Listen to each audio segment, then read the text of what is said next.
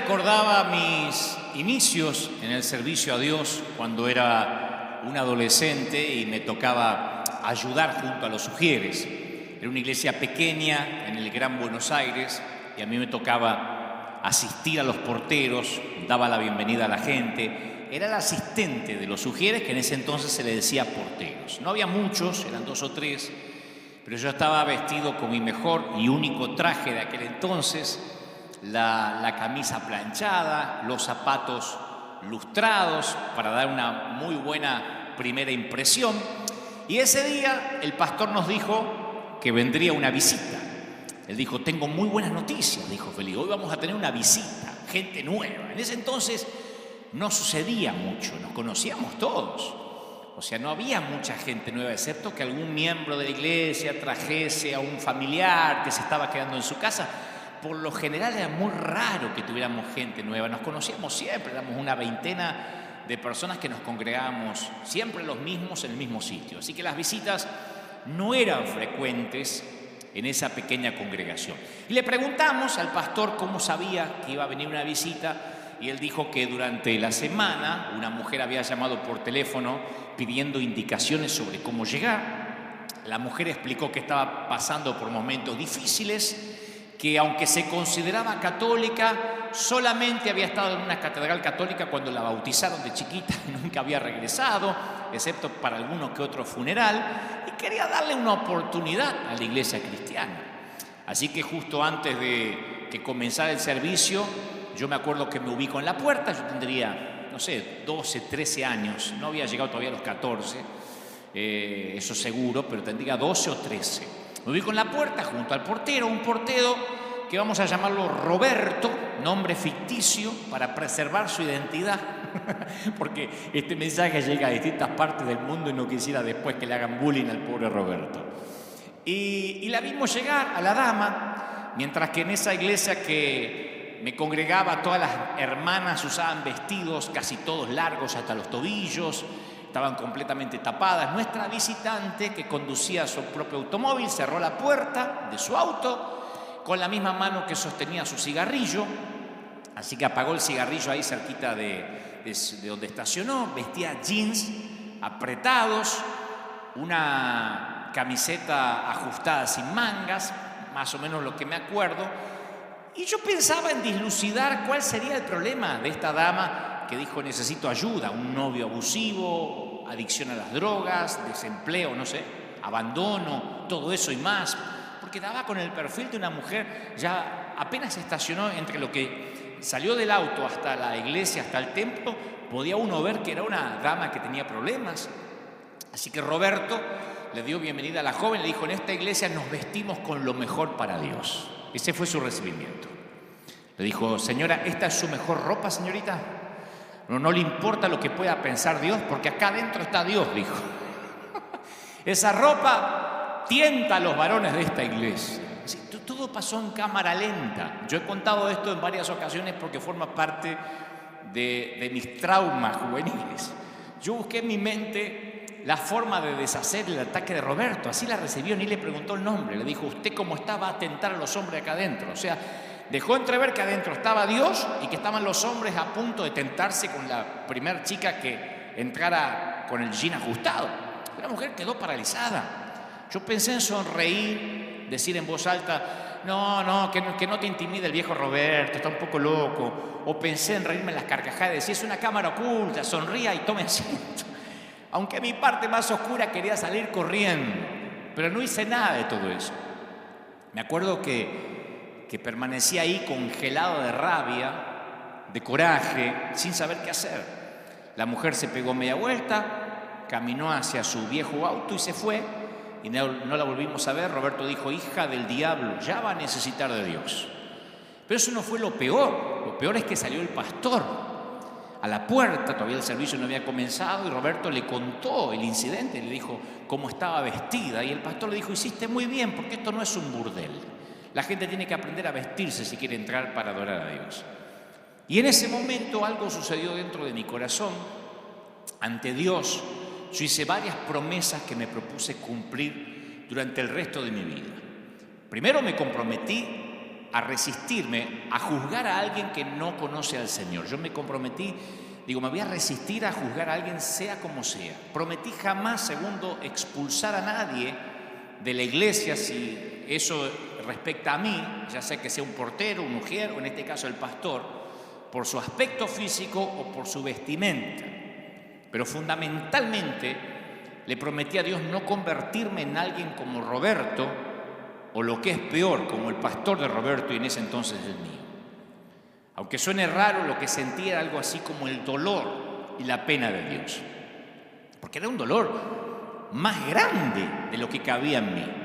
Le pedí a Dios que usara esta experiencia para que mi corazón siempre sintiera compasión por quienes no conocen a Cristo, por la gente rota, que le da título a este mensaje. Y eso lo saben los servidores de River.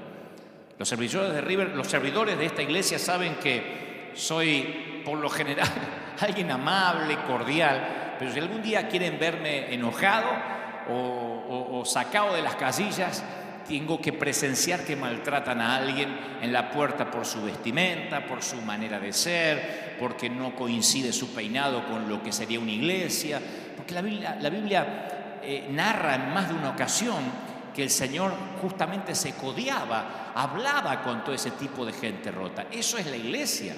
La Biblia de hecho narra que había dos personas muy diferentes en la misma fiesta.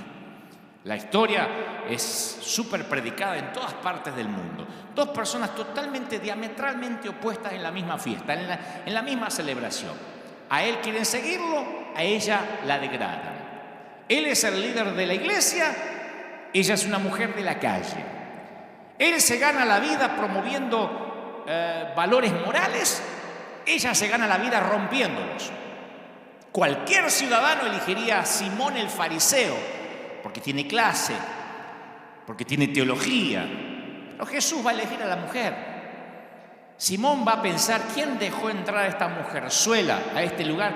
De la misma manera que Roberto miró con desdén a aquella dama que yo no sé si tuvo otra oportunidad de acercarse a una iglesia cristiana. Yo no creo que si estoy necesitado de Dios, al llegar a una iglesia me dicen que mi vestimenta no le va a agradar a Dios o que va a tentar al sexo opuesto, yo tendría muchas dudas en volver o en regresar.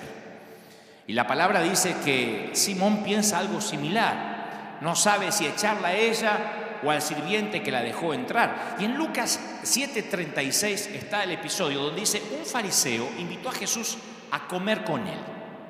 Jesús entró en la casa y se sentó a la mesa.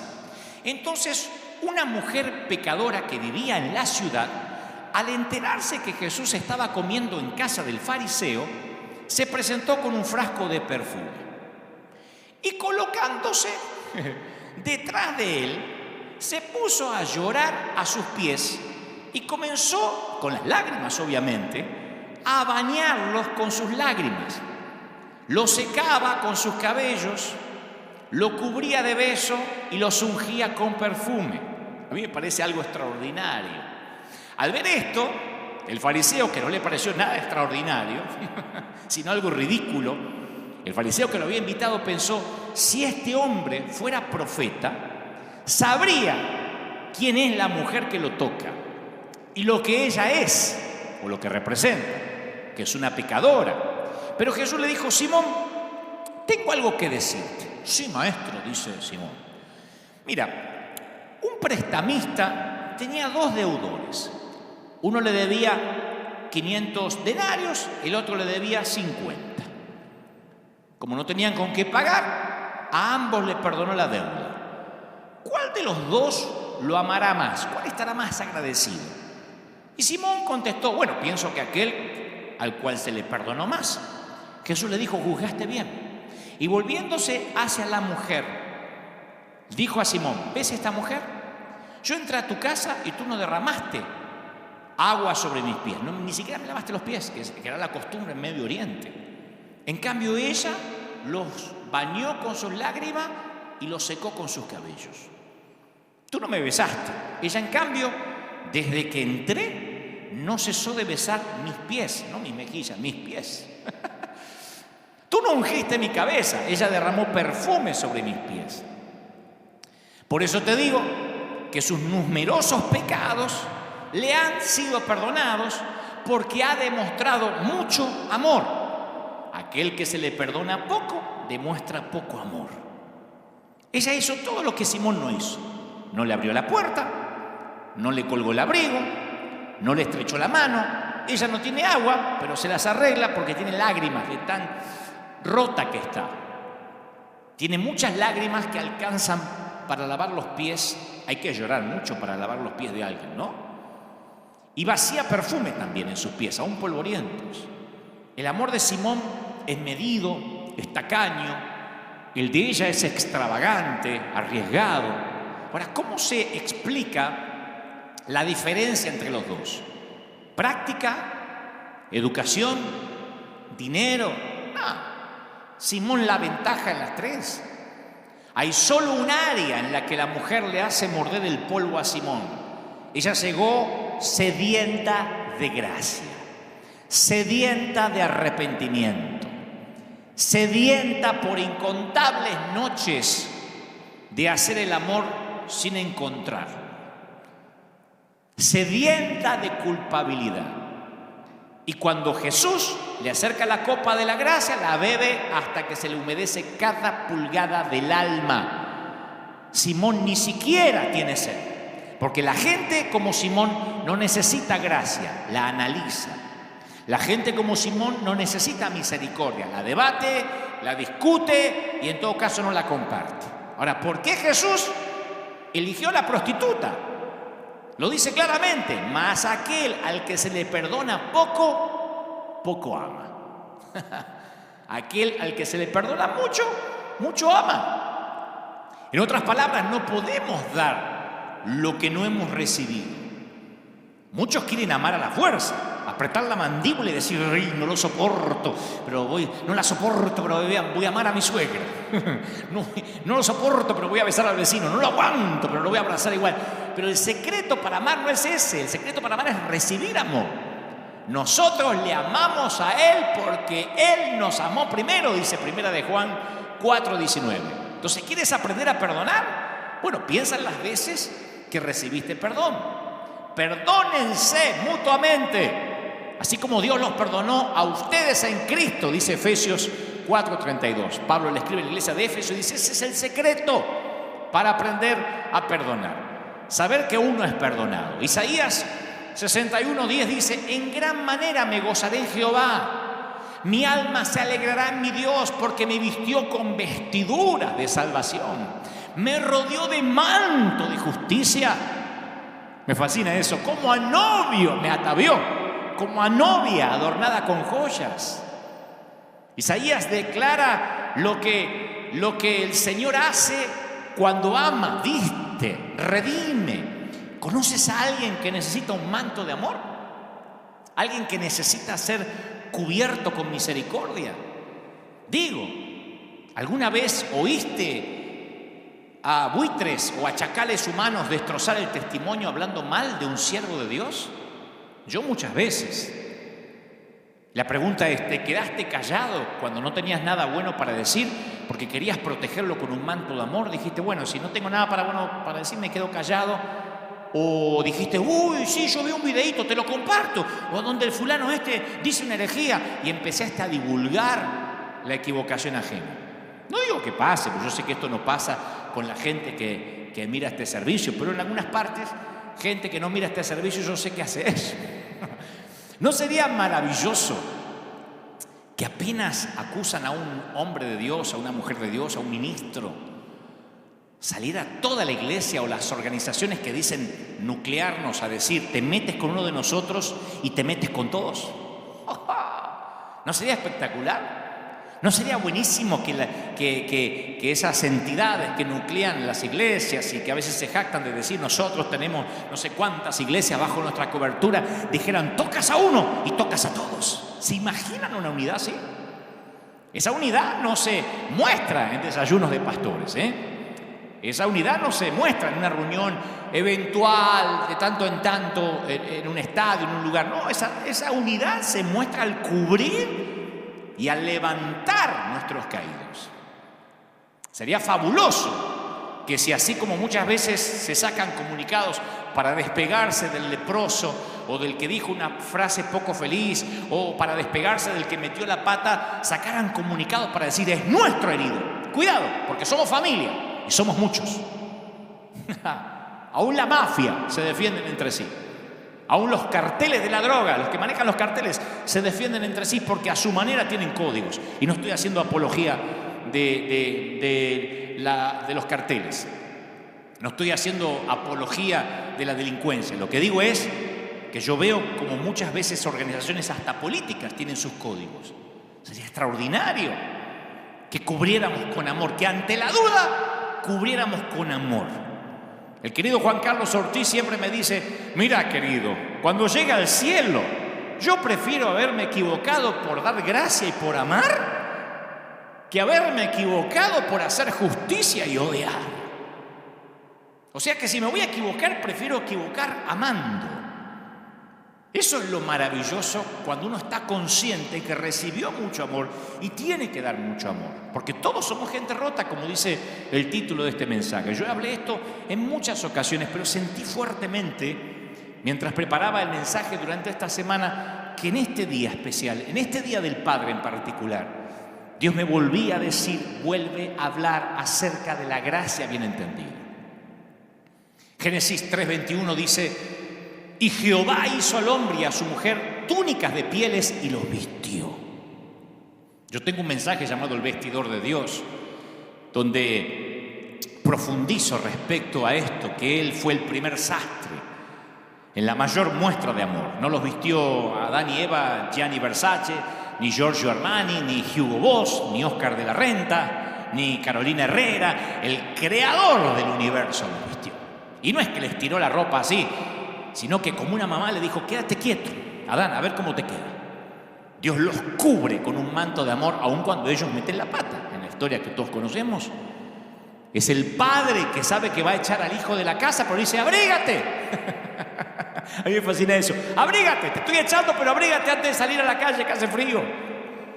Alguien dijo, amo tanto a ese hombre que cada vez que lo mando a volar le digo, espérame que te acompañe. Vieron que a veces hay personas que aman tanto que lo mandan a pasear al otro y dicen, pero espera que voy contigo a donde te mandé. Bueno, Dios está haciendo algo similar. Los está echando del huerto, pero los abriga, no los deja ir desnudos. No dice, ¿qué me importa? Pecaron, que se vayan desnudos. La primera reacción del padre al pródigo es cambiar su ropa. El hijo dice, papá, yo he pecado contra el cielo, he pecado contra ti. No soy digno de ser llamado tu hijo. Y el padre le dice a su siervo, saquen el mejor vestido. No dijo, dale la ropa del último de los empleados. Fíjate si hay algo viejo ahí en el warehouse, en el galpón. No, el mejor vestido. Y vístanlo. Y póngale un anillo también. Y calzado en sus pies. A mí me fascina eso de tapar, de cubrir, de proteger. Porque es algo que como cristianos tenemos que heredar. Años atrás, en esas mismas iglesias donde yo me crié, que no reniego porque fueron parte de mi niñez, en esa iglesia donde estaba Roberto, que no es su nombre real, pero ahí estaba, y como él había unos cuantos, estaba de moda enseñar a la iglesia respecto a la vestimenta modesta, porque era el signo o el símbolo externo de santidad, cómo te vestías. Si eras varón, cómo te cortabas el cabello, eso era determinante. No importa que algunas mujeres tuvieran una lengua bífida y hablaran de todo el mundo y fueran chismosas, si usaban el vestido largo y tenían un moño y un rodete gigantesco acá y no se teñían ni se depilaban, eran mujeres santas. Entonces, por años se enseñaban lo que podían y lo que no podían usar. Y nos limitamos a la apariencia externa. Y si el paciente estaba vestido decorosamente, estaba bien. No nos interesaba qué había debajo de las vendas, si había hemorragias. Como esta dama que cuando yo era chico llegó a la puerta de la iglesia y por traer un jean, que tampoco vino semidesnuda, era un jean, que para la iglesia era, como bien diría después el pastor, esto no es un burdel. Entonces la iglesia está llena de vestidos por fuera, pero heridos por dentro. Y necesitamos curar la causa del dolor. Un síntoma es un anuncio al cuerpo que algo anda mal. De hecho, hay médicos que no quieren recetar calmantes cuando tratan ciertas dolencias porque dicen no, porque el calmante va a camuflar los síntomas que a mí me van a ayudar a diagnosticar el origen del dolor. Si le doy un calmante, se va a anestesiar y yo no voy a saber qué es lo que le está pasando. Entonces a veces ni siquiera calmantes dan hasta no dar con el diagnóstico. Y la sana doctrina ha sido el calmante ingerido por la iglesia. Ahora, no quiero que me malinterpreten, yo no estoy en contra de la doctrina.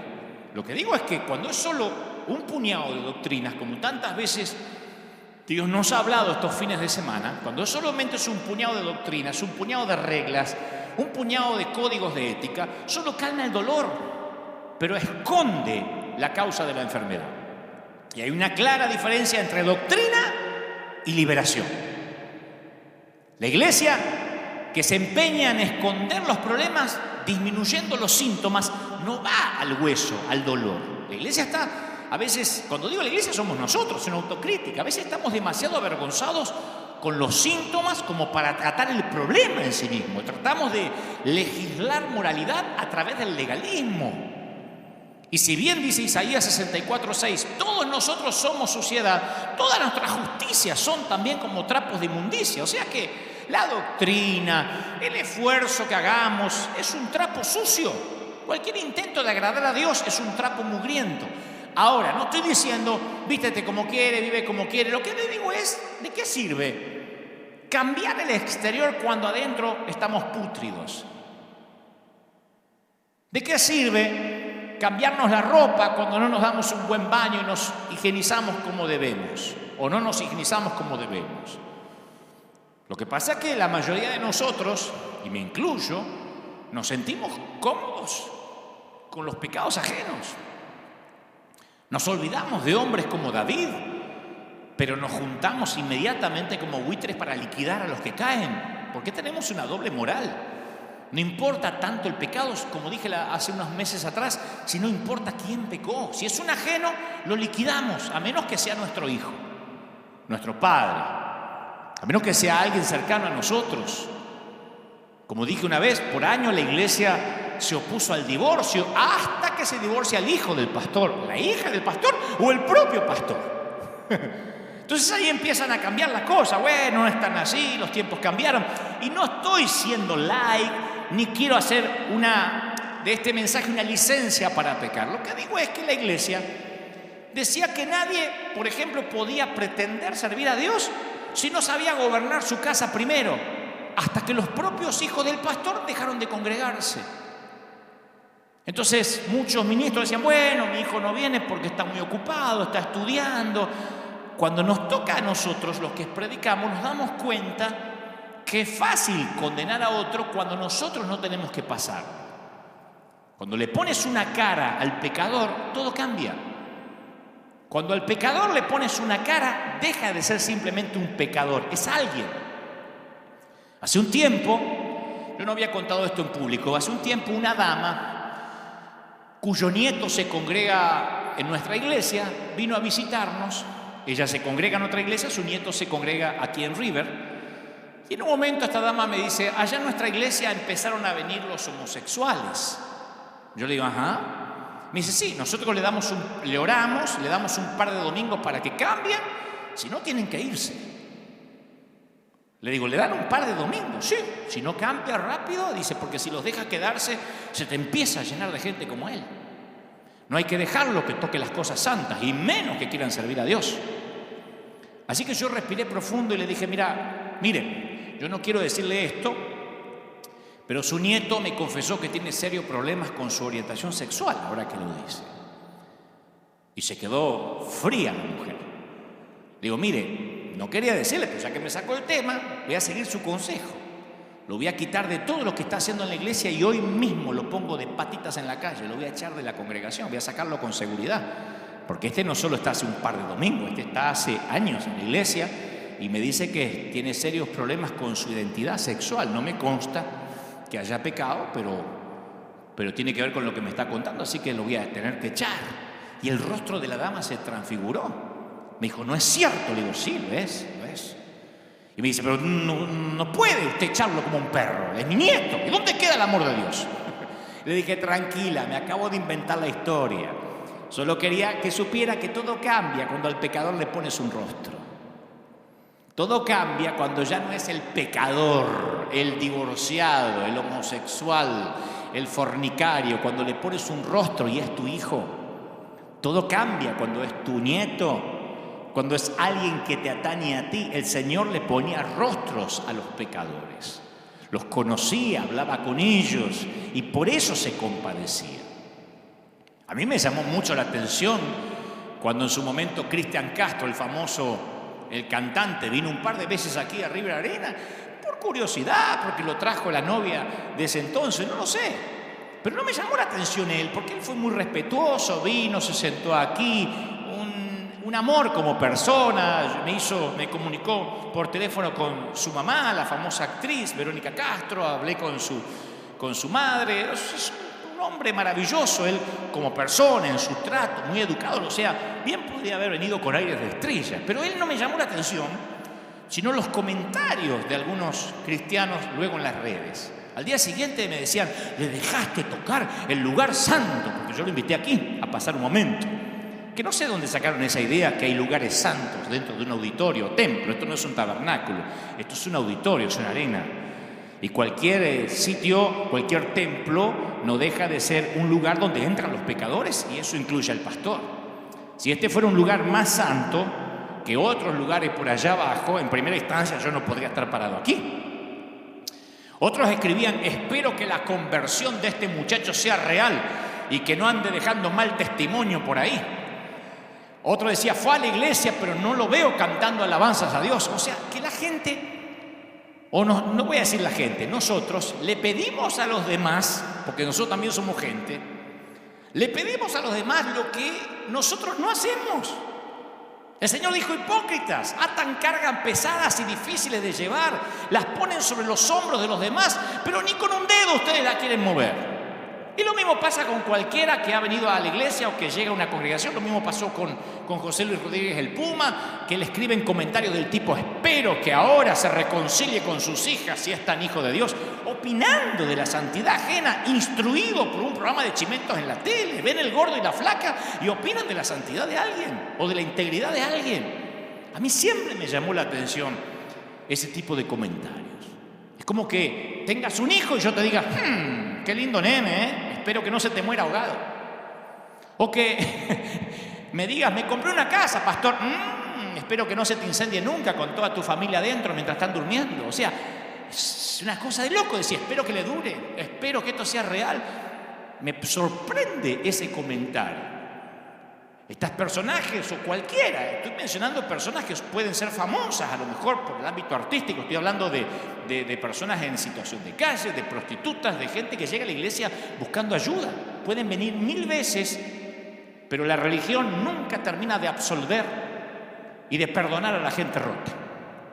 Menos mal que nadie necesita el perdón de la gente, sino solo de Dios. Porque la gente lo que hace es pedir frutos, muchos frutos al que viene. Y que predique en la tele, si es famoso que predique en la tele mañana mismo, aunque ellos quizás no le predican ni al vecino. Y hagan lo que hagan, siempre van a estar en una vidriera, en observación, a ver si esto es real. Lo hacen conmigo. Llevo por providencia de vida más de 30 y tantos años en el peregrinar cristiano, sirviendo al Señor. Y sin embargo, publicamos fotos a veces de ayudas o cosas que hacemos y me ponen, sí, pero no vemos que le des a países más necesitados. Yo no veo mucha necesidad ahí. O sea, no le dan a nadie, porque no es que me lo dice una fundación. No es que me lo escribe alguien que está dándole a la gente. No dan a nadie, pero necesitan sentir que agradan a Dios siendo policías de la santidad ajena. A la divorciada o a la madre soltera se las mira con sospecha. Al ex mujeriego se lo mira como mujeriego en pausa. Ya va a mostrar los hilos o la hilacha. Ni hablar si viene de un adulterio.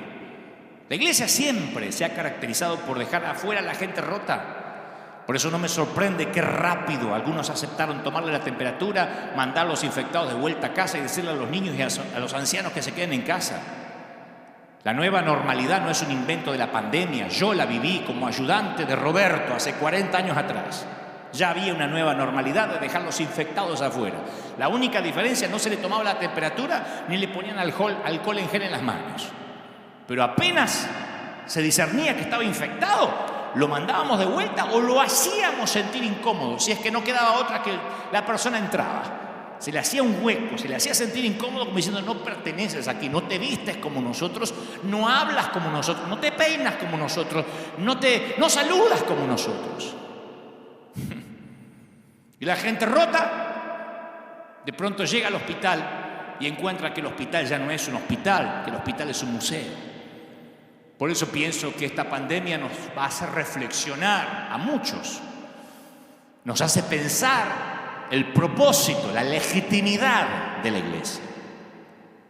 Hace muchos años, mis padres, muchos años, mucho más chiquito que 14, yo tendría unos 5 años, porque cuando cumplí 7 fue que ellos conocieron al Señor. Así que presumo que en el año 1972 o 73 mis padres tuvieron una discusión. Como yo era chiquito no entendía de qué discutieron, pero sí, mi papá guardaba un arma en el cajón de la mesa de luz y yo recuerdo muy nítido hasta hoy cómo fue. La buscó, cargó un par de balas y se dirigió al galpón, el fondo, donde él tenía su improvisada carpintería, y llorando decía: me voy a quitar la vida, y mi mamá corría detrás diciendo: no lo hagas. El cáncer de mi mamá había llegado para complicarlo todo, mi padre estaba siempre borracho, pero ahora, después de muchos años, me doy cuenta que hay ciertos temores que fueron grabados en mi alma cuando yo era chiquito, que las viejas heridas tienen una memoria muy buena, pero unas destrezas interpretativas abismalmente pobres.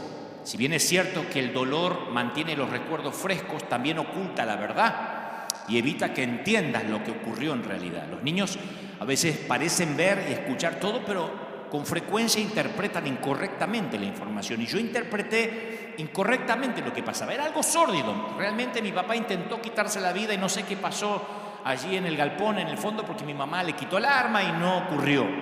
Pero yo llegué a conclusiones equivocadas, como muchos que ahora me están viendo en cualquier parte del mundo y que, por ejemplo, dice: es que el matrimonio de mis padres llegó a su fin porque yo tuve algo que ver ahí. Inevitablemente personalizamos lo que ocurrió. ¿Se habría quedado papá en casa si yo hubiese ordenado mi cuarto? Hay niños que piensan eso. ¿Será que mamá nos abandonó porque yo no la ayudaba a juntar los platos de la mesa? ¿Qué hubiera podido hacer? ¿Qué hice? Tiene que haber sido mi culpa. Y eso es lo que yo pensé cuando tenía 4 o 5 años. Porque mi padre, cuando iba para el fondo a quitarse la vida o a intentar quitarse la vida, me miró con odio y me dijo: es tu culpa, porque él estaba muy dolido por la enfermedad de mi madre. Cuando ella se embarazó, apareció el cáncer. Entonces tuvo que decidir si darme a luz o tratar de producir un aborto para preservar su cuerpo, y ella decidió que me tendría igual. De alguna forma yo no sabía todavía esa historia, pero sí mi padre me vio con odio o con resentimiento en ese momento. Estaba completamente borracho, no conocía al Señor. Yo amaba a mi padre y en mi mente de chiquito él no podía estar equivocado. Si él me miraba con odio es porque algo terrible había en mí. Y yo decidí que nunca más iba a permitir que alguien se acercara a mí lo suficiente como para ver lo que mi papá había visto en mí. No sé qué vio malo, pero yo dije: nadie se va a acercar mucho a mí. Nadie se dará cuenta que algo está mal conmigo. Esa mortal estrategia también afectó mi relación con Dios, porque yo decidí ser el perfecto hombre cristiano para que así Dios nunca viera en mí nada que hiciera que dejara de amarme. Yo no hubiese podido soportar una mirada de Dios como la mirada de mi papá en aquel entonces, que, insisto, estaba borracho, yo era un chiquitito, interpreté mal, después él se entregó al Señor, todo cambió. Pero esos momentos, esas situaciones marcan. Y esos momentos se transforman en una senda que muchos siguen recorriendo hoy en día. Yo escucho a mucha gente que lucha con una imagen distorsionada de sí mismos, usualmente por sucesos que ocurrieron en el pasado. No, es que mi mamá me dijo que yo era tóxica y ella tenía razón, porque yo daño todo lo que toco. Soy una mujer dañada. Y a quien toco, yo me relaciono de manera enferma con esa persona, de manera obsesiva, y tengo relaciones disfuncionales y todo lo que toco lo arruino. Por eso es que me intento alejar, dicen algunas damas, arrastrando quién sabe qué del pasado.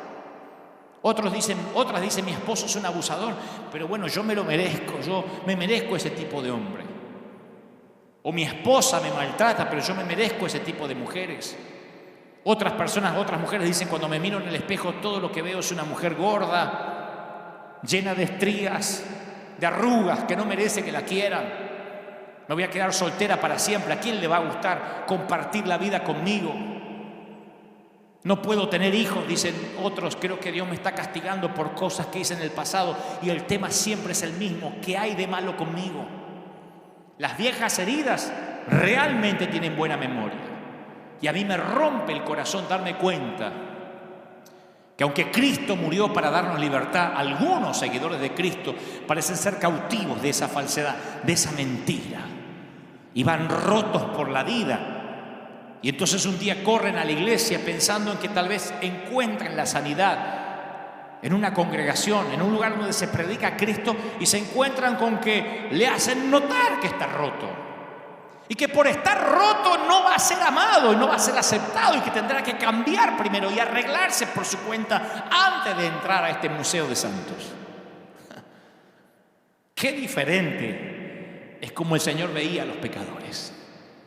Génesis capítulo 3, versículo 8 narra que con el viento de la tarde el hombre y su esposa oyeron que Dios iba y venía por el jardín, así que corrieron a esconderse entre los árboles. Ellos ya habían pecado, habían comido del árbol que no tenían que comer. Nunca habían escuchado la palabra esconderse. Esa palabra no formaba parte de su vocabulario. Y en ese momento se percataron de su desnudez, se sintieron profundamente avergonzados. Y ahí descubrieron una nueva emoción. La vergüenza nunca le había afectado hasta ahora. La diferencia entre la culpa y la vergüenza es clara. Nos sentimos culpables por lo que hacemos, pero nos sentimos avergonzados por lo que somos. Quiero que lo pienses de esta manera. Si hiciste algo malo, bueno, tratas de arreglarlo. ¿Qué sé yo? Pides perdón, tratas de restituir. Pero si en lo profundo de tu alma crees que eres algo malo, como yo pensé durante mucho tiempo que algo mal estaba conmigo, ¿qué vas a hacer con eso? ¿Conoces esa sensación de tener vergüenza de acercarte a Dios? Yo la conocí casi toda la primera parte de mi juventud. Yo pensaba siempre que Dios me miraba con odio, que algo mal había en mí. Y ahora Adán y Eva tienen ese instinto que a mí me parece familiar, porque ellos no corrieron hacia Dios o se tiraron a sus pies y le explicaron lo que había ocurrido. En lugar de eso se escondieron. Y ese es el triste y horrible legado edénico del quebranto. Esa fue precisamente la intención de la serpiente. Romper la relación especial, la camaradería que existía entre Dios y su creación y sus hijos. Una de las cosas que más le he repetido en esta década a nuestra gente aquí en la iglesia es: mientras más grande sea el lío, más rápido vengan a la iglesia. Una vez, hace relativamente poco, fui a una boda y me encontré con un muchacho que se congregaba aquí, que tuvo un serio problema matrimonial, se divorció y un día desapareció. Y ahí estaba en la boda, porque resulta que vino para estar con quien se casaba. Y cuando me vio, se quedó petrificado. Me acerqué y le digo: te pido un favor, no dejes de venir. No importa lo que hayas hecho, pero yo estoy al timón de un hospital de gente rota. Lo que menos quiero es tener gente sana. No me interesa llenar la iglesia de matrimonios perfectos. Lo que me interesa es predicarle a matrimonios en crisis, o a los que rompieron un matrimonio, a los divorciados, los demás que creen que son sanos. No me interesa. El Señor dijo: yo no vine para los sanos, Vine para los enfermos, por eso a mí no me cuaja esta nueva normalidad de los gobiernos de decirle a la iglesia quién entra y quién no entra a la iglesia. Porque ojalá dijeran que entren los enfermos y que los sanos se queden afuera. A eso yo lo hubiese aceptado, de verdad. Si hubiesen dicho los que están sanos que se queden afuera y los enfermos bajo su responsabilidad que entren todos, eso hubiese querido que ocurra. Aunque después alguno va a poner, y si eres tan valiente, ¿por qué no vas a un hospital? Claro que fuimos a orar por gente enferma con el COVID-19 y no nos pasó nada. Porque mayor es el que está en nosotros, mayor es nuestro llamamiento. Y si tengo que perecer, que perezca, dijo Esther cuando fue a ver al rey. Si se trata de un llamado que es más importante que la vida, lo diré tantas veces hasta que quede claro. Pero trágicamente, la confianza que se rompió en el Edén dificultó muchísimo que corramos a Dios cuando metamos la pata. Cuando metemos la pata y menos que corramos a la iglesia. Cuando sientes que has caído, que has fallado a Dios de alguna manera, ¿cómo uno responde? ¿Cómo respondes? La mayoría de nosotros quiere esconderse. ¿Qué decimos? No voy más a la iglesia con la que me mandé. No, yo no tengo cara para ir a adorar a Dios.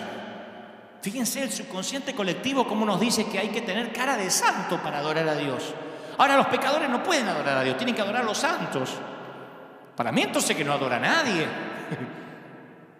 Fíjense cómo el subconsciente colectivo nos engaña, que decimos, no, cuando yo me sienta mejor voy a ir a la iglesia. Yo ahora tengo una vida que la verdad, si voy a la iglesia Dios me fulmina, ¿no? Te fulmina a lo mejor el religioso, el fariseo, pero Dios no. Dios va a mandar a que te pongan el mejor vestido, aunque todavía huelas a puerco. Alguno podrá decir que esto es liberalismo, humanismo, pero esto es Biblia, esto es teología pura. Nosotros somos los que queremos huir, tratar de enmendar las cosas o arreglarlas un poquito por nuestra cuenta. Luego entonces, luego que arreglemos todo, entonces iremos a Dios y le explicaremos todo. Pero eso no resultó en el Edén, no resultará ahora. Ellos no pudieron ocultarle a Dios que estaban rotos y desnudos.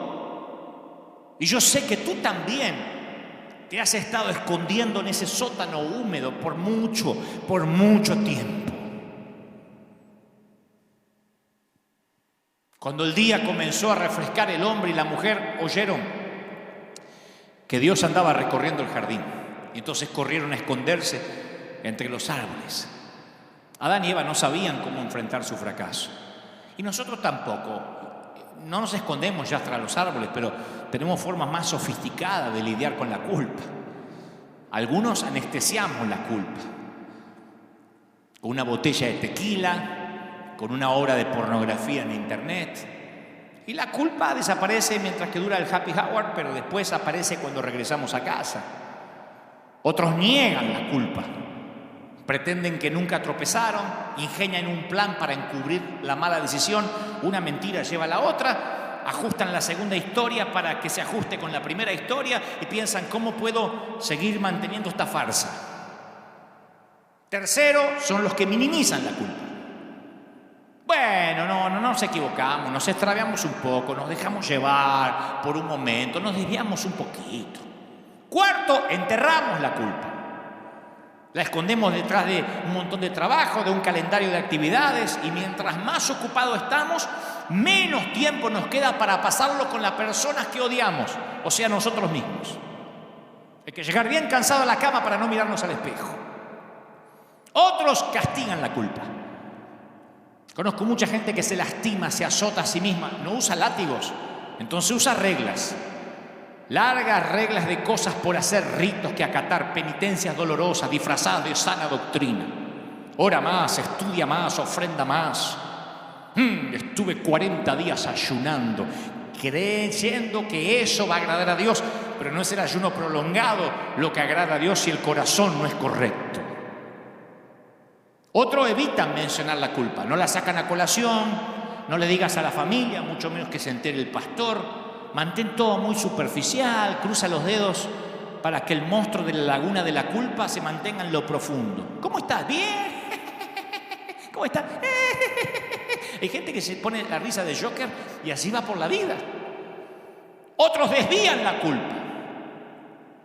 Atacan a sus hijos, tienen explosiones de carácter, se desquitan con el cónyuge, le gritan a los empleados o al otro conductor. Otros neutralizan la culpa, deciden que nunca van a cometer un error, nunca más. Crean la foto de la familia perfecta y son cristianos perfectos, sacan muchas selfies y viven para las redes. Se mantienen al control porque todos los días suben fotos amorosos en las redes, parecen los Ingalls.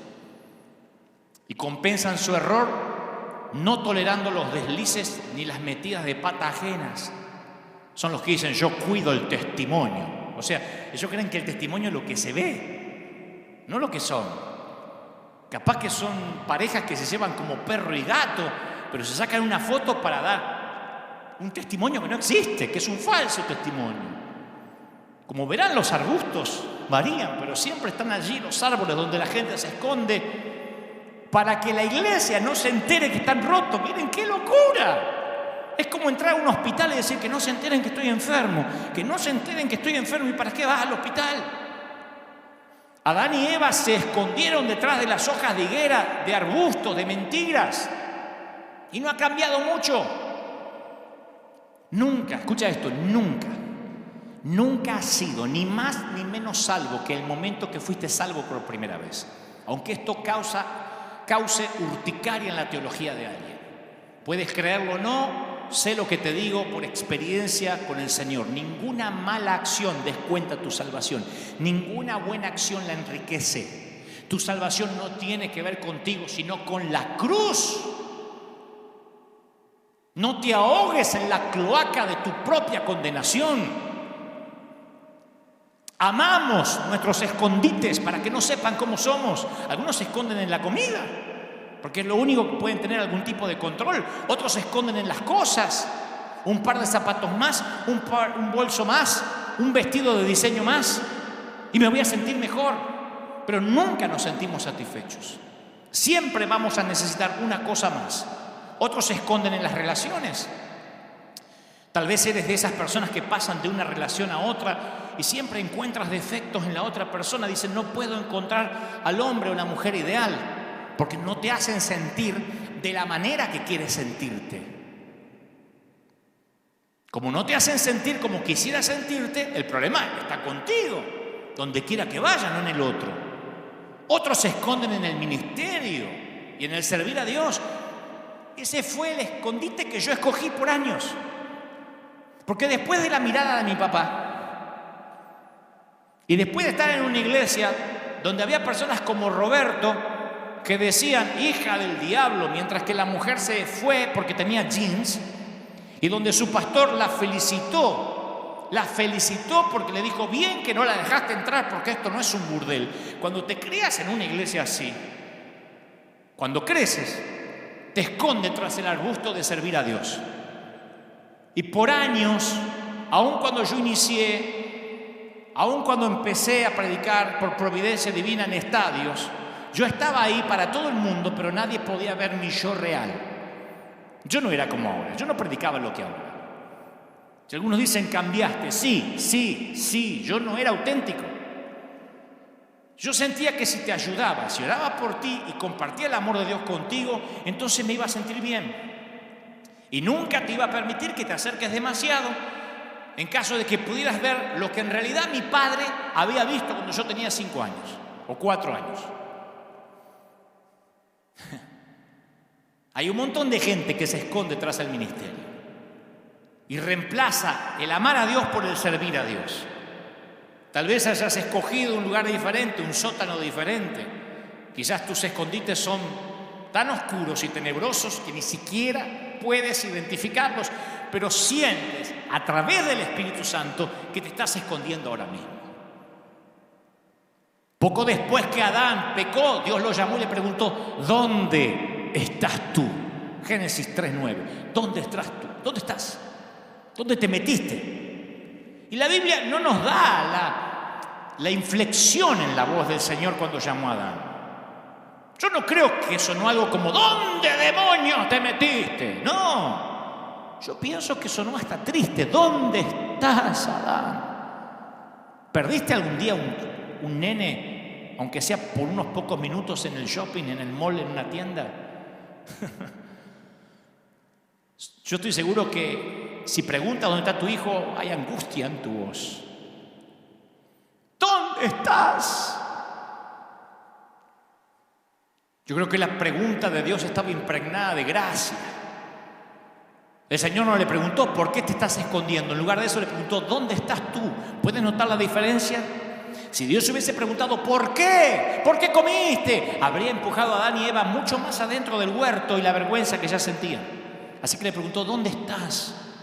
Él tiende a que salgamos del escondite. ¿Cómo estés? ¿Cómo huelas? Ese es el corazón de Dios para cada uno de nosotros hoy en día. Y a mí me parece muy revelador que Adán contestó a la pregunta que Dios no le hizo. Él contestó como si Dios le hubiese preguntado por qué se había escondido. Le dijo, ¿dónde estás? Y él respondió, oí tu voz en el huerto y tuve miedo porque estaba desnudo y me escondí. No le está diciendo dónde está, le está dando las razones por las cuales se escondió. La vergüenza y el quebranto puede tener una voz más convincente que la de Dios mismo. Yo sé que esto es cierto en mi propia vida, muchas veces, con mucha frecuencia, Dios me pregunta, ¿dónde, Dante? ¿Dónde? Y yo le respondo, ¿por qué? Tenemos que entrenar nuestros corazones para que escuchen el amor de Dios por encima de la vergüenza.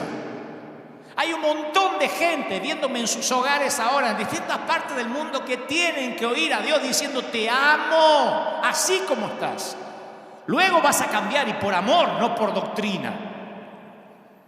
Adán y Eva no pudieron disimular su vano intento de esconderse. El quebranto era evidente en su rostro.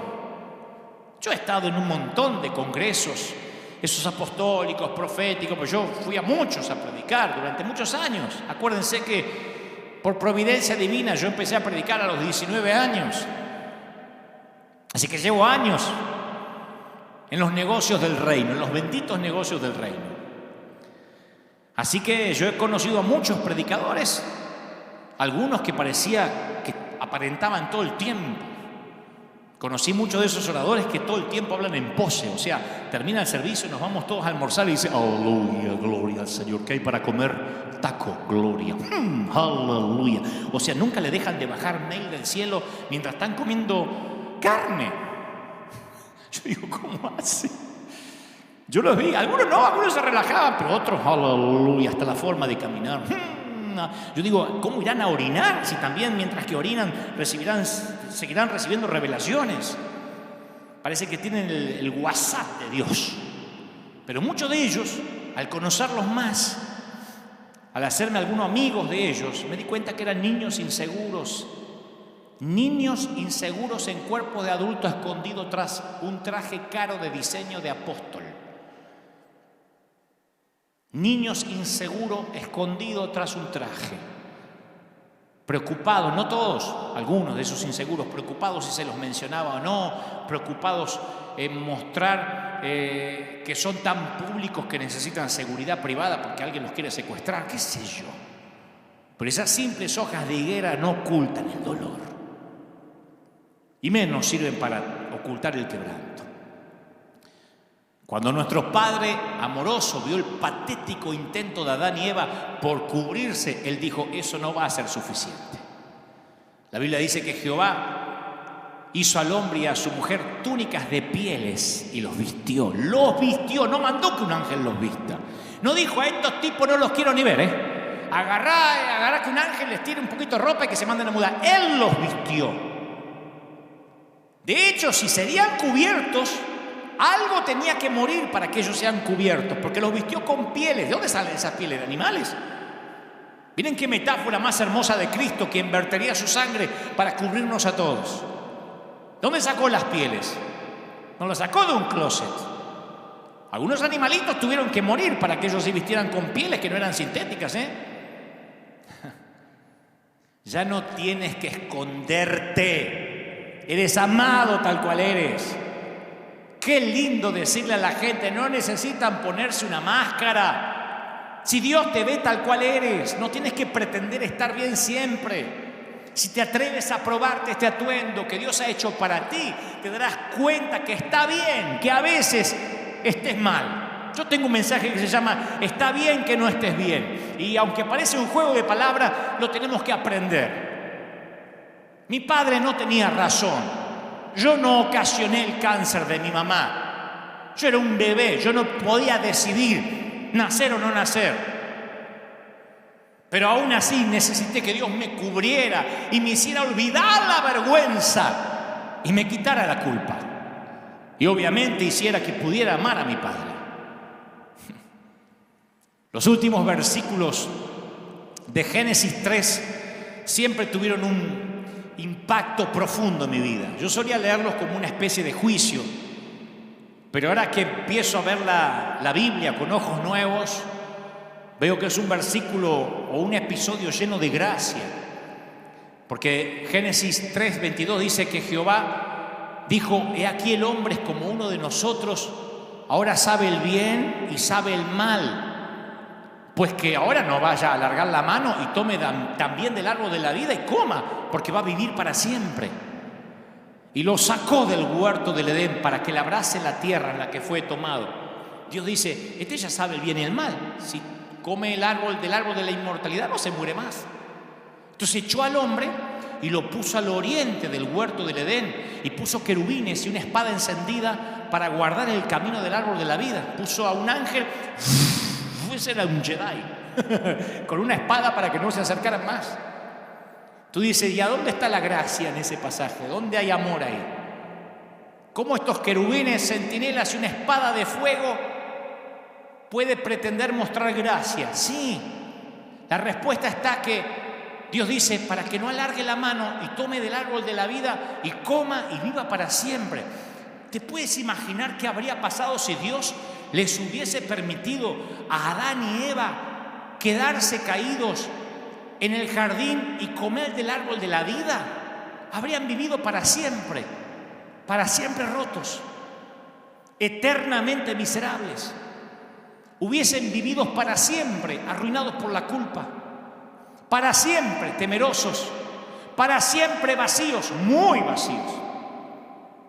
Su vida eterna se hubiese convertido en un infierno eterno. Dios los amó tanto que no quería que vivieran eternamente llenos de pena, de vergüenza, de amargura, de remordimiento, porque a medida que pasaran los siglos y los milenios, se hubiesen seguido escondiendo de Dios. ¿Alguien sabe lo que estoy diciendo? ¿Alguien sabe a lo que estoy concluyendo? ¿Que la muerte física puede ser un regalo de gracia? Sí. Por eso no hay que tener miedo ni a la pandemia, ni a la enfermedad, porque hasta la muerte es un regalo de gracia. Si no mueres, ¿cómo vas a nacer otra vez? La gracia también es eso. A Dios le gusta todo tipo de gracia. Él no se conforma con una talla única de gracia. ¿Recuerda cuando Pedro dijo la multiforme gracia de Dios en 1 de Pedro 4:10? Otros traducen la frase la gracia de Dios en todas sus maneras. El apóstol Juan dijo que Jesús vino a nosotros del Padre lleno de gracia y de verdad. Él no quiso decir que a veces Jesús tenía mucha gracia y poca verdad, y en otras ocasiones tenía toneladas de verdad y poca gracia. No, gracia y verdad equitativamente, por igual. ¡Aleluya! Alguien tiene que decir amén. Una vez escuché la frase que en el servicio del amor solo los soldados heridos pueden servir, la gente rota puede servir. ¡Qué declaración poderosa! Pregunto, ¿qué tal si nuestras heridas más profundas son justo lo que Dios necesita para que su gracia fluya a los demás? ¿Qué tal si Roberto, el que empezó el mensaje tarde no sabe qué Roberto estoy hablando, pero qué tal si Roberto, nombre ficticio por supuesto para preservarle la identidad si aún vive, hubiese sido consciente de lo roto que él estaba Hubiese tenido gracia hacia la mujer rota que llegó. Pero él se consideraba perfecto. Él guardaba la sana doctrina porque se cortaba el pelo a lo militar y usaba una corbata bataraza así gigantesca con una gallina peleando con un cóndor así grandote. Y decía aleluya, gloria a Dios, y un pañuelo de 4 puntas que se le asomaba. Y el pastor estaba orgulloso de él. Así que él no tenía por qué tolerar gente rota. ¿Qué tal si en lugar de tratar de arreglarnos a nosotros mismos, nos presentamos rotos e imperfectos como somos para ser usados como Él quiera? ¿Qué tal si el quebranto que le pedimos a Dios que repare, capaz que es un regalo de Dios? ¿Qué tal si esas heridas que le imploramos a Dios que sane, las cargas que le suplicamos que renueva, son justo lo que nos capacitan para servirle y para tener empatía? ¿No será que Dios quiere prestarle más atención a la mujer que derrama perfume que al mismo Simón? Yo sé que hay gente que dice es que estoy demasiado roto para servir. ¿Cómo quiere que sirva? Hay una antigua fábula china que cuenta que una mujer tenía solo un hijo, un niñito. Y cuando su hijo murió a temprana edad, le agarró una tristeza profunda. Una tristeza se apoderó de ella que amenazaba con destruirla. Entonces un día visitó a un hombre sabio en busca de ayuda. Y el hombre dijo, sí, yo puedo ayudarte, mujer. Tengo una poción mágica que tiene el poder de aliviar tu tristeza. ¿Una poción mágica? Sí, te va a hacer olvidar la tristeza por la muerte de tu pequeño.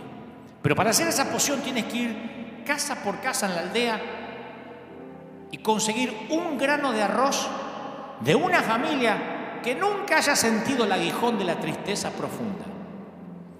Si la familia a la que vas a visitar alguna vez las tragedias los golpeó, las tristezas llegó a sus hogares, no sirve el arroz que consigas. Tiene que ser un grano de arroz de una familia que nunca haya sufrido. Y esa comenzó desesperadamente a visitar una familia tras otra y descubrió que a aquella familia no se le había muerto un chiquito, pero sí el padre. Que aquella otra no se le había muerto el padre, pero estaban luchando contra un cáncer. Que aquellos no tenían para comer. En toda la aldea no encontró ni una sola familia que evitó la tristeza. Así que no pudo obtener su grano de arroz mágico.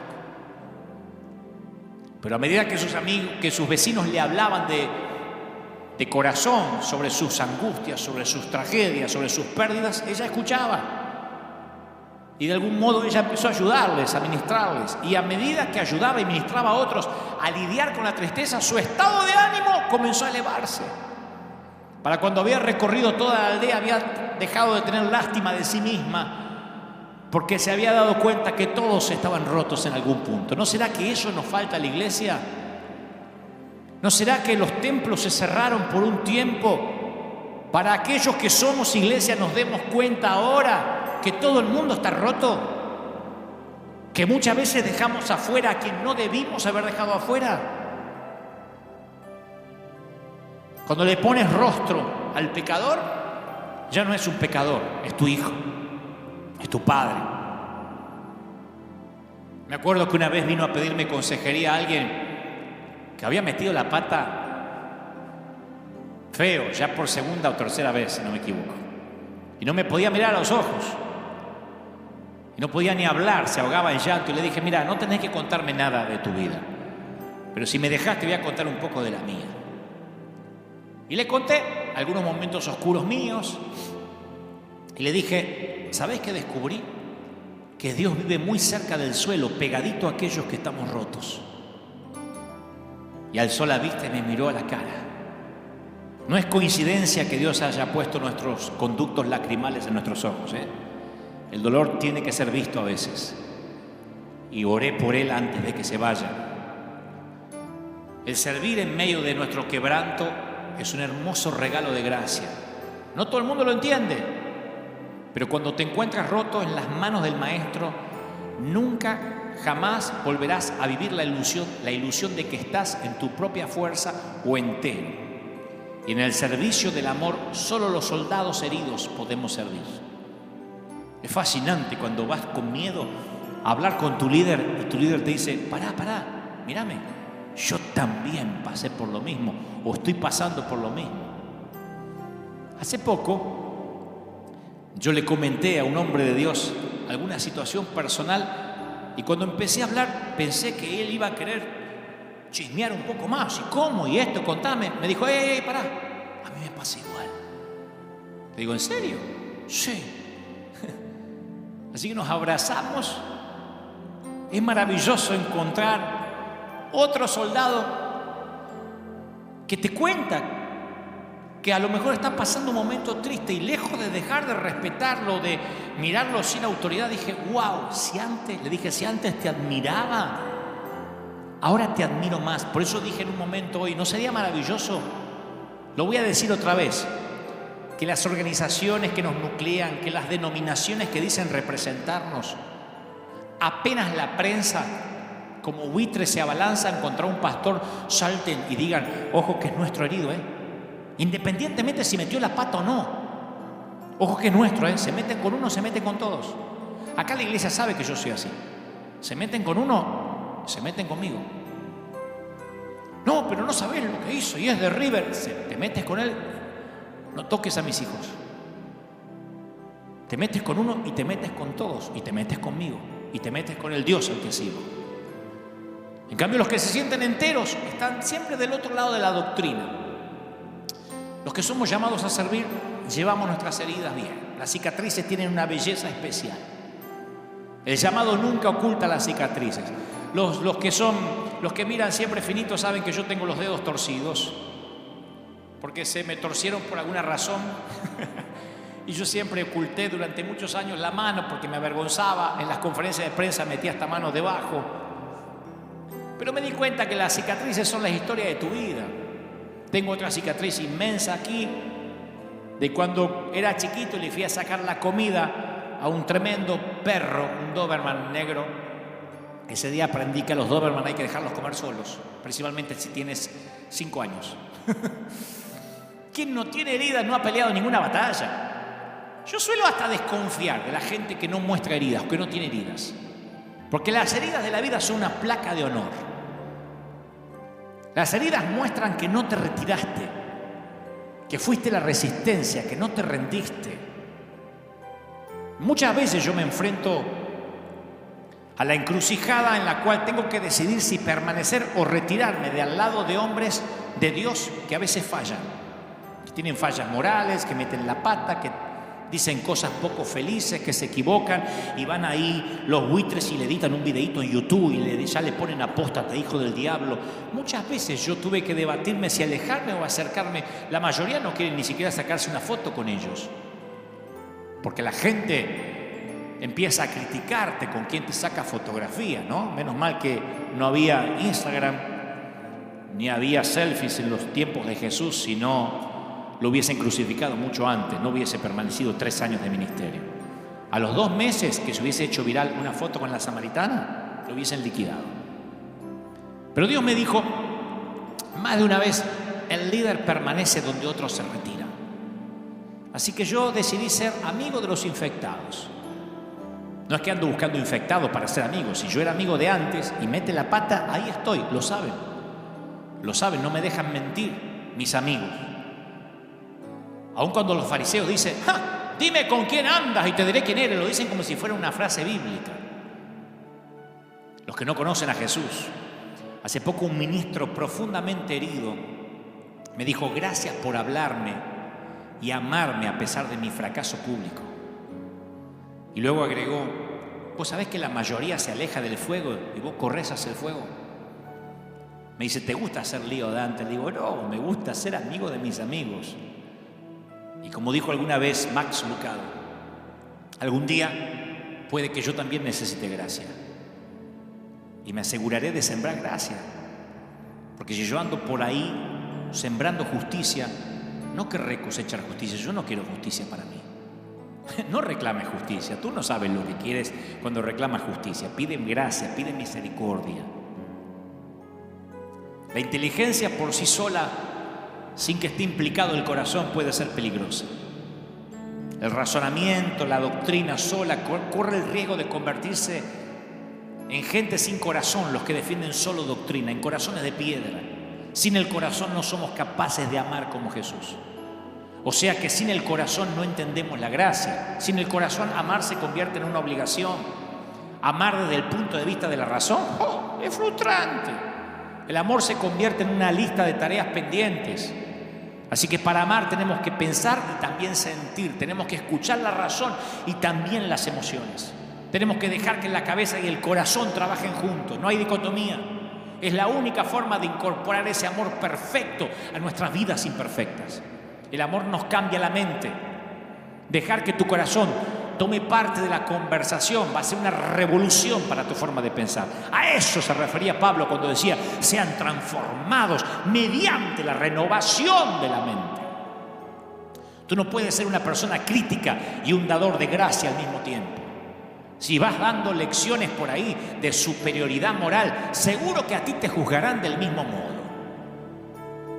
Ahora es posible que aunque hayas experimentado la gracia de Dios en algún momento, no sientas el amor de Dios en todo momento. Y ahí es cuando caemos en la costumbre de intentar ganarnos la gracia. Es como si nos encontráramos en una búsqueda para establecer nuestro valor, para establecer nuestra valía, para merecerlo.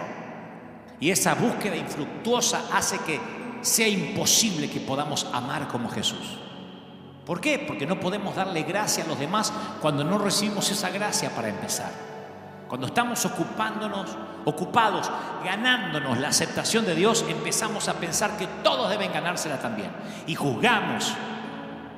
Y nos empezamos a sentir superiores moralmente. Pero a quien poco se le perdona, poco ama, dijo Jesús en la casa de Simón.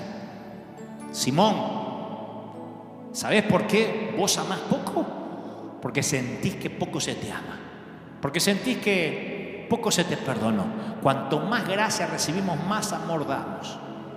Yo no soy un predicador de gracia porque eso es divertido y llena la iglesia, como me dicen algunos detractores. Yo soy un predicador de gracia porque yo soy el resultado de la gracia.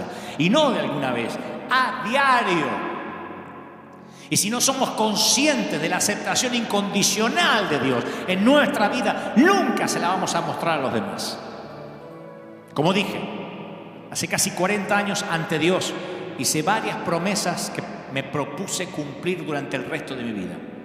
Una de ellas, me resisto a juzgar a alguien que no conoce a Dios. De verdad, porque puede que esté en la iglesia y se ha convertido y se bautizó y canta en el coro, pero no conoce a Dios. Segundo, prometí jamás expulsar a nadie de la iglesia o impedirle la entrada por su aspecto físico o por su vestimenta. Tercero, le pedí a Dios que usara aquella experiencia triste para que mi corazón siempre sintiera compasión por la gente rota. Por eso, la bandera de River es todos o nadie. Todos o nadie.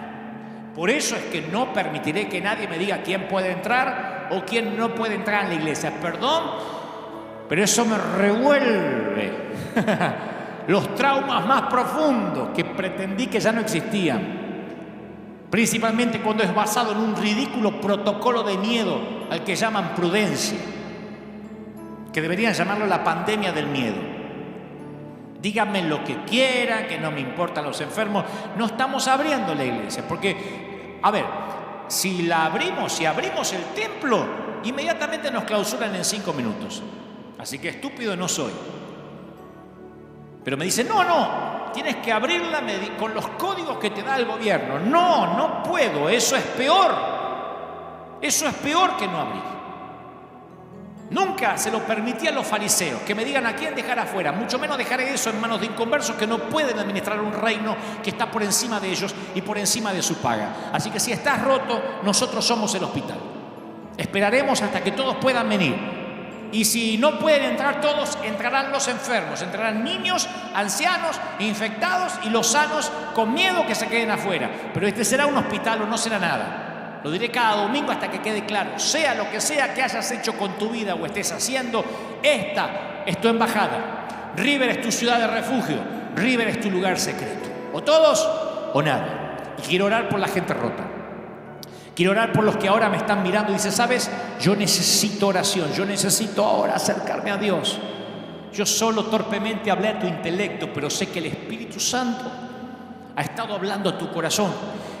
a tu alma, que es donde yo no puedo llegar. Así que si ahora quieres correr y reconciliarte con Dios, ¿te atreves a ponerte de pie? Puede ser incómodo en casa, ¿no? Pero quiero que te pongas de pie porque vamos a terminar orando juntos. Primero por los que están por primera vez, por los que se sienten rotos, por los que sienten que le fallaron a su familia, a Dios, y se sienten lo peor.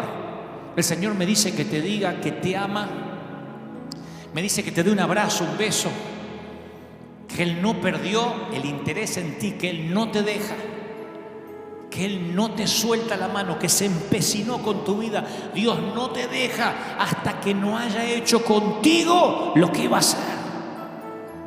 Escúchame, mamá, escúchame, hija, te ama el Señor, ¿me oíste?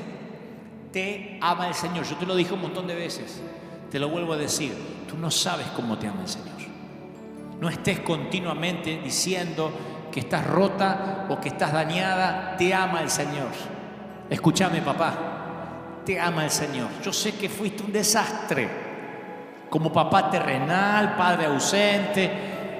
Hiciste un despadre con tu vida, bien valga ahora la palabra. Pero el Señor me dice que te ama, que cuando te ve llegar del chiquero, de la porqueriza, Él sale corriendo a recibirte, y mientras que va corriendo a abrazarte, está gritando: ¡Ey, vístanlo! ¡Traigan el mejor vestido! El que se había perdido ha vuelto. ¡Fiesta!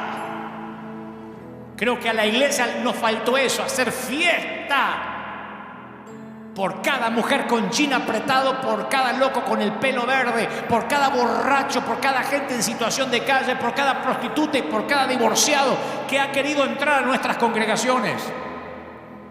Nos faltó hacer fiesta, ponerle rostro al pecador y darnos cuenta que son hijos, nietos. Mis queridos consiervos, no esperen fracasar en sus propios matrimonios, o que sus propios hijos fracasen, o que sus nietos fracasen para entender: era gente la que hablaba. No era solo el pecado, era gente, almas. Corre al Señor.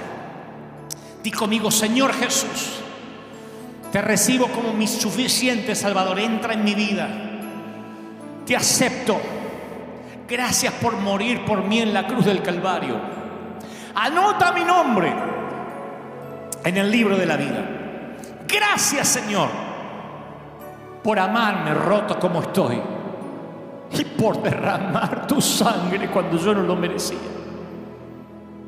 Amén y amén. Vamos a ponernos de pie todos, vamos, en casa, nuestra iglesia, la gente que nos está mirando en casa, vamos a orar. Yo le estoy pidiendo al ejército de Dios. Cuando yo digo ejército de Dios, algunos habrán pensado: esto debe tener un grupo de oficiales, de gente perfecta. No, eran menesterosos, algunos lo siguen siendo, afligidos, endeudados. Son los que conmigo en la cueva de Adulán se hicieron guerreros fuertes, y no porque no tengan heridas, y no porque la vida no los haya vapuleado, golpeado, sino porque se han levantado, porque cuando meten la pata, el primer lugar que corren es aquí, porque dicen: River es un hospital del alma, porque dicen: la iglesia es un sitio para gente rota, porque cuando se equivocan lo confiesas inmediatamente y dices: Señor, grandes son tus misericordias cada mañana. Yo estoy orando ahora por los que están rotos, oro por la gente que está en distintas partes del mundo. El Señor me está mostrando gente que ha estado herida, gente que se ha sentido sola en esta pandemia, abandonado a veces por siervos, abandonado por sus hermanos. El Señor me dice que te diga: yo te estoy atrayendo a mí, yo te estoy sosteniendo, no temas, he aquí lo que viene será mayor, he aquí no te dejo, dice el Señor. ¡Aleluya! Bendito sea el Señor. Estoy orando ahora por los que están pasando necesidad financiera, por los que están peleando palmo a palmo su economía, sus finanzas, el sostener la mesa y el alimento diario, y eso ha hecho fricción en tu matrimonio, en tu pareja, con tus hijos. El Señor me dice: por cuanto tú has creído que yo te voy a bendecir, por cuanto no perdiste la fe, aún a pesar de mirarte al espejo y no gustarte lo que ves, yo te voy a bendecir, dice el Señor. Yo te levanto. Estoy orando por todo el continente de América, estoy orando por la gente de Europa, por la gente de Asia, de África, de Oceanía. Reciban ahora en el nombre del Señor de las multitudes. Yo también soy un hombre roto, pero eso asegura de que la victoria, la gloria y el crédito se lo lleva el Señor. Estoy alentando a los jóvenes, estoy orando por mi querida Argentina ahora. Sé que muchos de Argentina me están viendo y yo estoy orando por la Argentina desde la Quiaca hasta Ushuaia, desde la cordillera de los Andes hasta el océano. Estoy orando ahora para que todo el país, los que han seguido, los que no se han doblado sus rodillas ante los Baales, los que se sienten sin liderazgo, los que se sienten solos, ahora reciban esta palabra. Yo sé que estás roto, dice el Señor. Yo sé que estás en crisis, pero yo te amo, yo te sostengo, yo no perdí el interés en ti. Los que tienen llamado, los pastores que están sufriendo, los que no pueden pagar sus gastos, los que no pueden sostener los costos y están diciendo: Señor, estoy dudando de mi llamado. El Señor me dice que te diga: sostente ahí, mantente en tu sitio. He aquí la provisión viene en camino. Desde que dispusiste a entender, desde que te dispusiste a comprender, ya fueron soltados los ángeles con la bendición. Ya fue liberada la bendición. Tienes que creerlo en el nombre del Señor. Oro por Argentina, oro por sus gobernantes, oro por todos los países de América Latina, desde México hasta Tierra del Fuego. Oro por los Estados Unidos de América, por este país donde Dios nos plantó en esta temporada. Oro por cada sitio donde haya creyentes, cristianos con heridas, pero que se pelean palmo a palmo para que el Señor los ame. Y el Señor me dice: no tienes que pelear por eso. Yo te amo, dice el Señor, como eres, aún con tus errores, con tus yerros, con tus virtudes, con tus equívocos. Yo te amo, dice el Señor. Yo te sostengo. No tienes que pelear por eso. Solo resiste, solo mantente donde Dios te puso. El mayor tiempo de mover, la mayor cosecha viene durante este año, y será una cosecha legítima, donde Dios separará el trigo de la cizaña, donde Dios separará lo legítimo de lo que es falso, donde permanecerá aquello que fue plantado realmente en tierra fértil. Lo declaro. Proclamo que los cielos se abren. Hay una unción aquí fuerte. Puede sentirse como si esto estuviese repleto. Y sé que en tu hogar la gloria se siente así. Yo lo creo, yo lo declaro. En el nombre del Padre, del Hijo y del Espíritu Santo. Amén y amén. Gloria a Jesús. ¡Aleluya! ¡Wow! Es la gloria del Espíritu llenando todo. Me fascina predicarte, hablarte lo que Dios pone en mi corazón. Tengo una tamaña responsabilidad cada domingo. Más ahora que cuando solo le predicaba puntualmente a la congregación y después poníamos los mensajes en las redes. Porque ahora siento la responsabilidad de que Dios tiene mucho pueblo en esta ciudad, que son muchos miles. Nada más miren los números. Si estás en YouTube no son solo esos números. Ahora hay muchos miles más en Facebook. Y si estás en Facebook no son solo esos que ves. Hay muchos miles más en Facebook, en YouTube, y hay otros muchos miles en la página web directa. Son miles. Y no digo esto para alardear, solamente para que sepas la responsabilidad. Ora mucho por mi vida, ora mucho por nuestra salud. Pero fundamentalmente quiero que recibas cada palabra con temor y temblor, sabiendo que de todos los predicadores puede que yo sea el más roto, el que más problemas haya tenido y sigue teniendo. No es falsa modestia. De todos los carteros que Dios ya haya podido utilizar, como decía Kathryn Kuhlman, yo debo ser de todas las herramientas la más oxidada, y estoy convencido, usaré las palabras de Kathryn, que yo no fui la primera opción para Dios. Dios debió haber tenido, no sé, seminaristas, teólogos, gente más elocuente, gente mejor persona que yo, o más espiritual. Pero a Dios se le plació llevarse toda la gloria usando a un muchacho del sur, a un hombre del sur, a un hombre de allá, de un sitio de Buenos Aires, de lo último de la tierra, para transmitir lo que Dios pone en mi corazón. Recibe lo que Dios me dijo que te diga. No he agregado, no he quitado ni una sola palabra a lo que sé que es su revelación. Y sé que alguien necesitaba oír esta palabra. Recíbela, atesórala, átalas a tu cuello, escríbela en las tablas de tu corazón. Que Dios haga resplandecer su rostro sobre ti. batallón del ejército de Dios, firme como talón de oso. Acá estamos, somos la resistencia, todos o nadie. Feliz Día del Padre. Si no comieron, no coman mucho. Si comieron, hagan la digestión. Y nos vemos nosotros el próximo domingo aquí, Dios mediante. Esto es todo, los dejo con la placa final para que puedan sembrar y seguir haciendo que este río no se detenga nunca. Chao, muy buen domingo para todos.